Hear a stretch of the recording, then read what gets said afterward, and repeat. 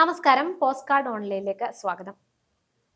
Martin, Pinarayi Vijayan ഈ 9 വർഷത്തിനിടെ വിദേശ യാത്രകൾ നടത്തിയത് 25ഓളമാണ്. എന്നാൽ ഈ നിക്ഷേപകരെ കൊണ്ടുവരാൻ വേണ്ടിയിട്ടാണ് മുഖ്യമന്ത്രി ഇത്തരത്തിൽ യാത്രകൾ നടത്തി എന്ന് പറയപ്പെടുന്നത്. പക്ഷെ പറയപ്പെടുന്നത് എന്ന് പറയാൻ കാരണമുണ്ട്. കാരണം പ്രത്യേകിച്ച് ധാരണാപത്രത്തിലൊന്നും ഇതുവരെ ഒപ്പുവെച്ചിട്ടില്ല എന്നാണ് വിവരാവകാശ രേഖകൾ പറയുന്നത്. എങ്ങനെയാണിത്? കഴിഞ്ഞ 2016 മുതൽ, അതായത് 25 വരെയുള്ള ഒരു സമയത്തെ കാര്യമാണ് ഈ പറയണത്. 25ഓളം രാജ്യങ്ങളിലാണ് പിണറായി വിജയൻ ഇതുവരെ യാത്രകൾ നടത്തിയിട്ടുള്ളത്. കുടുംബസമേതം. അത് പലപ്പോഴും കുടുംബസമേതമുണ്ട്. അതല്ലാതെ വലിയൊരു ഓഫീസർമാർ ഉൾപ്പെടെയുള്ള വലിയ സംഘങ്ങളുടെ പല യാത്രകളാണ് നടത്തുന്നത്. അത് കൊച്ചുമകൾ ഉൾപ്പെടെയുള്ള ആൾക്കാരുമായിട്ടാണ് പലപ്പോഴും പോയിട്ടുള്ളത്. അതുപോലെ തന്നെ പുള്ളി പലതവണ അമേരിക്കയിലും പോയിട്ടുണ്ട്. ചികിത്സയുടെ ആവശ്യാർത്ഥം അമേരിക്കയിലും പോയിട്ടുണ്ട്. അത് നമുക്ക് വിടാം. അത് പറയേണ്ട കാര്യമില്ല. പക്ഷേ 25ഓളം രാജ്യങ്ങളിൽ യാത്രകൾ നടത്തിയത് നിക്ഷേപകരെ കേരളത്തിലേക്ക് കൊണ്ടുവരിക എന്നുള്ളൊരു ഉദ്ദേശത്തോടു കൂടിയായിരുന്നു. അതിന്റെ ഭാഗമായിട്ട് പിണറായി വിജയൻ പലതവണ നിയമസഭയിൽ ഉത്തരങ്ങൾ നൽകിയിട്ടുണ്ട്. ഇത്ര ആളുകൾ വരും, പല കമ്പനികളുടെ പേര് പറഞ്ഞിട്ട് ഇവർ ഇങ്ങോട്ട് വരും, അല്ലെങ്കിൽ ഇവർ ഇത്ര കോടി നിക്ഷേപിക്കാൻ ഇവർ സന്നദ്ധത അറിയിച്ചിട്ടുണ്ടെന്ന് പലതവണ മുഖ്യമന്ത്രി തന്നെ നിയമസഭയിൽ പറഞ്ഞിട്ടുണ്ട്. പക്ഷെ എല്ലാം വെറും പൊള്ളയായിരുന്നു എന്നുള്ളതാണ് കഴിഞ്ഞ ദിവസം വന്ന രേഖകൾ പറയുന്നത്. അതായത് വ്യവസായിക വകുപ്പിന് നൽകിയ വിവരാവകാശ രേഖയിലാണ് പറയുന്നത്. അത്തരത്തിൽ ഒരു കമ്പനികൾ പോലും ധാരണാപത്രത്തിൽ ഇതുവരെ ഒപ്പുവെച്ചിട്ടില്ല എന്നുള്ളതാണ് ഇപ്പൊ പുറത്തു വന്ന വിവരം. അപ്പം പക്ഷേ അതേസമയം അതായത് പിണറായി വിജയൻ സർക്കാർ, ഇപ്പോഴത്തെ വ്യവസായ വകുപ്പ് മന്ത്രി പി രാജീവാണ്. ഇദ്ദേഹവും പിണറായി വിജയൻ സർക്കാരും തുടർച്ചയായിട്ട് പറഞ്ഞുകൊണ്ടിരുന്ന ഒരു കാര്യം, കേരളം വ്യവസായത്തിൽ വളരെയേറെ മുന്നോട്ട് പോയിട്ടുണ്ടെന്ന്. അതിന്റെ ഭാഗമായിട്ട് ഒരുപാട് പരിപാടികൾ അവർ ഇപ്പം രാജീവിന്റെ പേജിൽ കയറി നോക്കിയാൽ അതാ ഞാൻ പറയാൻ വന്നത്. ഒരുപാടുണ്ട്. അതാ ഞാൻ ഇങ്ങനെ ആലോചിച്ചുകൊണ്ടിരിക്കുന്നത്. ഒരുപാട് മികച്ച കുറെ സംരംഭകർ അല്ലെങ്കിൽ മികച്ച കുറെ പരിപാടികളുടെയൊക്കെ. അതെ, പി രാജീവിന്റെ പേജിൽ കയറി നോക്കിയാൽ നമ്മൾ ഓർക്കും ലോകത്തിലെ ഏറ്റവും വലിയ വ്യവസായങ്ങളുള്ള ഒരു സംസ്ഥാനമാണ് കേരളമെന്ന് നമുക്ക് തോന്നും. അതിന്റെ രീതി പുള്ളി വളരെ പ്രചരണം കൊടുക്കുന്നുമുണ്ട്. എപ്പോഴും ഫോട്ടോസ് ഇട്ടും എപ്പോഴും കാര്യങ്ങൾ ഇങ്ങനെ പറഞ്ഞുകൊണ്ടിരുന്നിരുന്ന് പറയുന്നുണ്ട്. അപ്പോൾ സത്യം പറഞ്ഞാൽ ഇതൊന്നും ഇതൊന്നും പൊള്ളയാണെന്ന് തന്നെയാണ് എനിക്ക് പലപ്പോഴും തോന്നിയിട്ടുള്ളത്. കാരണം നമ്മൾ കാണുന്നില്ല, നമുക്കറിയില്ല.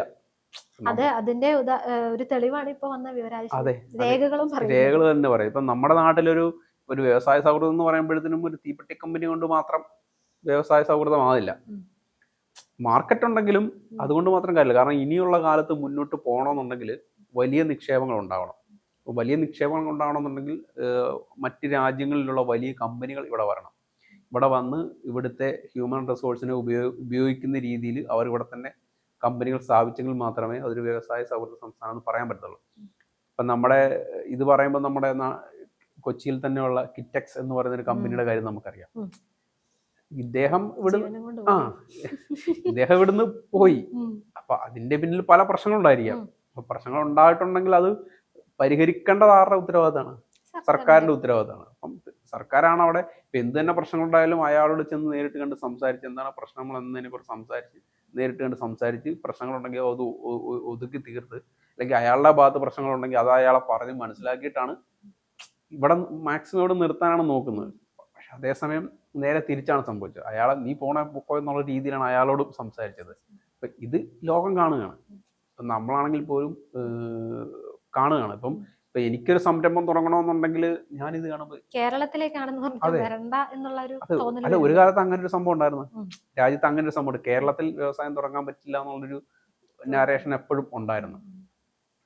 ഞാനൊരിക്കലും തൊഴിൽ സമരങ്ങളെ കുറ്റം പറയില്ല, തൊഴിലാളികളെയും കുറ്റം പറയില്ല. കാരണം അത് ആവശ്യം തന്നെയാണ്. ഒരു രാജ്യത്തിന് അത് ആവശ്യം തന്നെയാണ്. കാരണം ഒരു രാജ്യത്തിന്റെ നിലനിൽപ്പ് എന്ന് പറയുന്നത് ഏറ്റവും ബേസിക് ആയിട്ടുള്ള തൊഴിലാളികളുടെ വരുമാനവും അവരുടെ വെൽഫെയറും തന്നെയാണ് ഏറ്റവും അടിസ്ഥാനം എന്ന് പറയുന്നത്.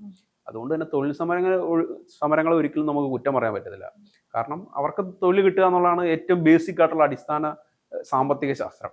അപ്പം അതിനൊരിക്കലും തള്ളി പറയാൻ പറ്റത്തില്ല. പക്ഷെ എന്നാൽ അതിൽ പ്രശ്നങ്ങൾ ഉണ്ടാകുമ്പം രമ്യമായി പരിഹരിക്കുക എന്നുള്ളതാണ് ഒരു സർക്കാർ, പ്രത്യേകിച്ച് ഒരു ഇടതുപക്ഷ സർക്കാർ ചെയ്യേണ്ടത്. അതിൻ്റെ കൂടെ തന്നെ ചെയ്യേണ്ടതാണ് ഈ പറയുന്ന വ്യവസായികളെ ഇങ്ങോട്ട് കൊണ്ടുവരാനുള്ള, അവർക്ക് പ്രവർത്തിക്കാൻ ആവശ്യമായിട്ടുള്ള ഒരു സാഹചര്യം ഒരുക്കുക എന്ന് പറയുന്നത്.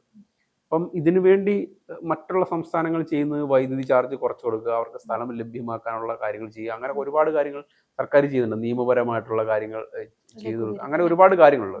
അതുപോലെ തന്നെ വേസ്റ്റ് മാനേജ്മെന്റ് ഉൾപ്പെടെയുള്ള കാര്യങ്ങളിൽ അതിനുള്ള വഴികൾ കണ്ടെത്തി കൊടുക്കുക എന്നുള്ളതൊക്കെ സംസ്ഥാനം ചെയ്യേണ്ട ഒരു കാര്യങ്ങൾ തന്നെയാണ്. പക്ഷെ കേരളത്തിൽ എങ്കിൽ മാത്രമേ വ്യവസായങ്ങൾ ഇങ്ങോട്ട് വരികയുള്ളൂ. അതിപ്പം വലിയ വ്യവസായങ്ങൾ ഇങ്ങോട്ട് വരികയുള്ളൂ. പ്രത്യേകിച്ച് നമ്മുടെ നാട്ടിൽ ഒരു പ്രത്യേകത എന്താണെന്ന് വെച്ചാൽ, ലോകത്തിലെ ഏറ്റവും കൂടുതൽ ജനസംഖ്യ കൂടിയ ഒരു രാജ്യമാണ് നമ്മുടേത്. എനിക്ക് ഒന്നാമത്തെ സംസ്ഥാനമാണ് അല്ലേ, ഒന്നാമത്തെ രാജ്യം തോന്നുന്നു. ചൈനയാണ് ആദ്യം. അതെനിക്കൊന്ന് കഴിഞ്ഞിടയ്ക്ക് കവർ ചെയ്തിട്ടുണ്ട് എനിക്ക് തോന്നുന്നു. അപ്പം നമ്മുടെ മാർക്കറ്റ് എന്ന് പറഞ്ഞാൽ അത്രയും വലിയ മാർക്കറ്റ്, അതുകൊണ്ട് 150 കോടിയോളം അടുത്ത് വരുന്ന ജനങ്ങളാണ് നമ്മുടെ നാട്ടിലുള്ളത്. നമ്മുടെ മാർക്കറ്റ് എന്ന് പറഞ്ഞാൽ അത്രയും വലുതാണ്. അപ്പം നമുക്ക് മാർക്കറ്റ് തപ്പി മറ്റു രാജ്യങ്ങളിൽ പോകേണ്ട കാര്യമില്ല. അപ്പം അത് ഏതൊരു സംരംഭമാണെങ്കിൽ പോലും നമുക്ക് അത്യാവശ്യം നല്ലൊരു വ്യവസായം ആണെന്നുണ്ടെങ്കിൽ പോലും നമുക്ക് മറ്റൊരു രാജ്യത്തെ മാർക്കറ്റ് തപ്പിപ്പോകാതെ തന്നെ നമ്മുടെ രാജ്യത്ത് അത്ര വലിയൊരു മാർക്കറ്റ് നമുക്കുണ്ട്, ഇവിടെ അവൈലബിൾ ആണത്.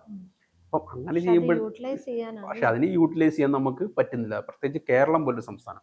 കാരണം കേരളം പോലൊരു സംസ്ഥാനം എന്ന് പറഞ്ഞാൽ ഒരുപാട് വിദ്യാഭ്യാസമുള്ള ആളുകളാണ്, ഒരുപാട് കഴിവുള്ള ആളുകളാണ്. അപ്പം ഇവരുടെയൊക്കെ ഈ ബുദ്ധിയും കഴിവിനെയും നമുക്ക് യൂട്ടിലൈസ് ചെയ്യാൻ പറ്റണം.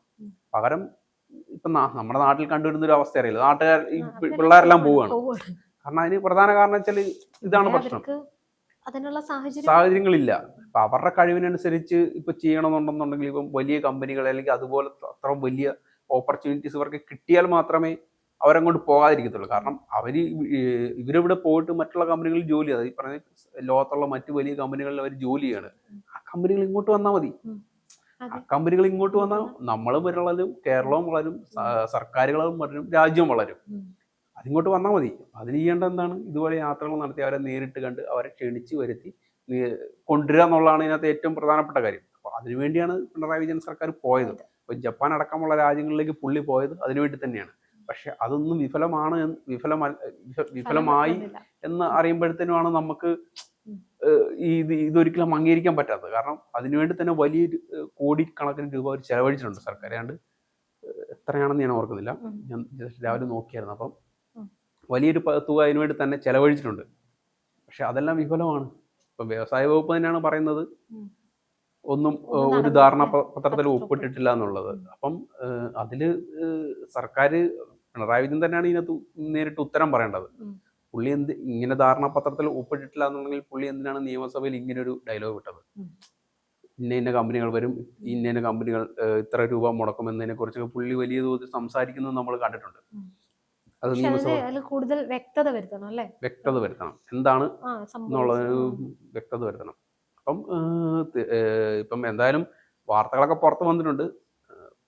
പുള്ളി എന്തായാലും പറയുമെന്ന് നമുക്കറിയത്തില്ല. ഏതെങ്കിലും പത്രസമ്മേളനത്തിൽ മാധ്യമ പ്രവർത്തകരെ ചോദിക്കുവാണെങ്കിൽ ചിലപ്പോൾ എന്തായിരിക്കും പുള്ളിയുടെ പ്രതികരണം എന്ന് നമുക്കറിയാൻ പറ്റില്ല. അപ്പം എനിക്ക് തോന്നുന്നത്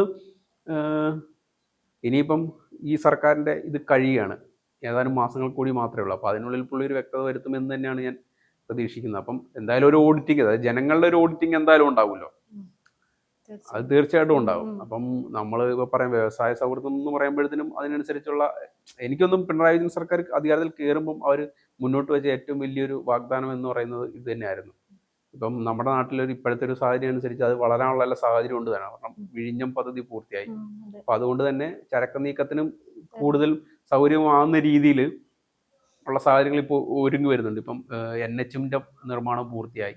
അപ്പം തീർച്ചയായിട്ടും ഒരു വലിയ വ്യവസായങ്ങൾക്ക് വളരാനുള്ള എല്ലാ സാഹചര്യങ്ങളും ഇവിടെ നിലവിലുണ്ട്. പക്ഷെ അത് എന്തുകൊണ്ട് സാധിച്ചില്ല എന്നുള്ളതിനെ പറ്റി പിണറായി വിജയൻ തീർച്ചയായിട്ടും ഉത്തരം പറയേണ്ടി വരും.